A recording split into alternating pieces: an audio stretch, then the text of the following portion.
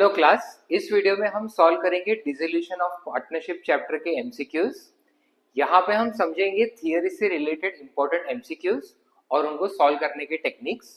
तो चलिए शुरू करते हैं डिसोल्यूशन ऑफ फर्म के एमसीक्यूज।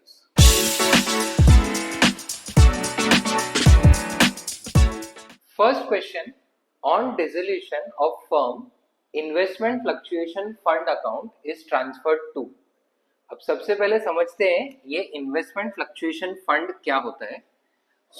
अगर पार्टनरशिप फर्म के कोई इन्वेस्टमेंट्स है तो उनका मार्केट वैल्यू जो है वो कंटिन्यूस फ्लक्चुएट होता रहेगा एंड उसकी वजह से फर्म का प्रॉफिट लॉस हो सकता है।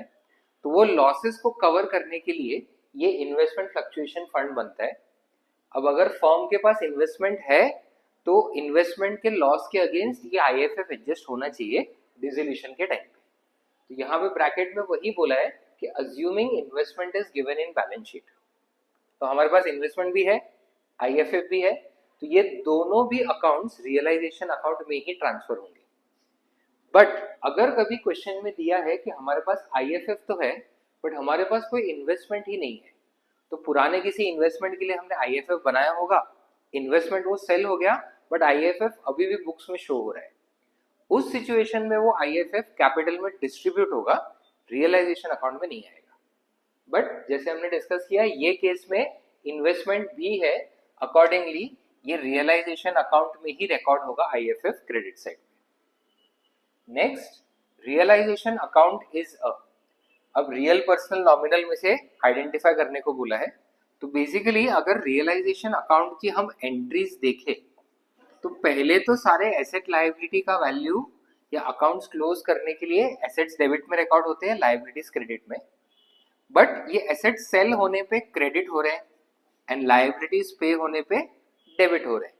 तो ये सारे इनकम एक्सपेंसेस जिसमें इनकम्स को हम क्रेडिट करें और एक्सपेंस को डेबिट करें, ये नॉमिनल अकाउंट में होता है।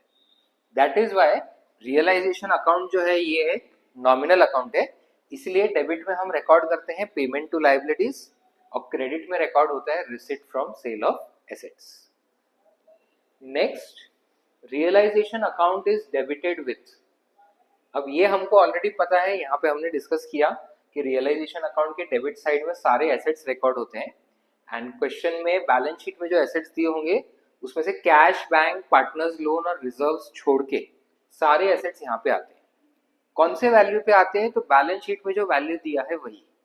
तो यहाँ पे तीन ऑप्शन में book value, market value, realise value तीनों दिया है।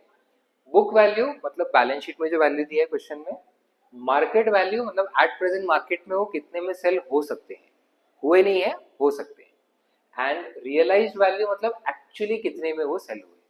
तो पहले तो रियलाइजेशन में सारे एसेट्स बुक वैल्यू पे ही रिकॉर्ड होते हैं, उसके बाद सेल होने पे रियलाइज वैल्यू उनका रिकॉर्ड होता है। तो यहाँ पे आंसर हो जाएगा all assets at book value. अगर यहाँ पे क्रेडिटेड पूछा होता, डेबिट साइड में सारे बुक वैल्यू आते हैं बट क्रेडिट साइड में रियलाइज वैल्यू आते हैं, तो उस सिचुएशन में आंसर होता all assets at realise value. So ये हमारा एक वीडियो हुआ एमसीक्यू क्वेश्चंस पे। नेक्स्ट वीडियो में हम लोग डिसोल्यूशन के और एमसीक्यू क्वेश्चंस लेंगे, जिसमें शॉर्ट न्यूमेरिकल्स भी लेंगे जो आ सकते हैं और उनको सॉल्व करने के टेक्निक समझेंगे। कॉमर्स के अलग अलग टॉपिक से रिलेटेड ऐसे ही वीडियोस हम लाते रहेंगे, तो चैनल को फॉलो करें और हर अपडेट के साथ जुड़े रहें। मिलते हैं अगले वीडियो में, तब तक पढ़ते रहें।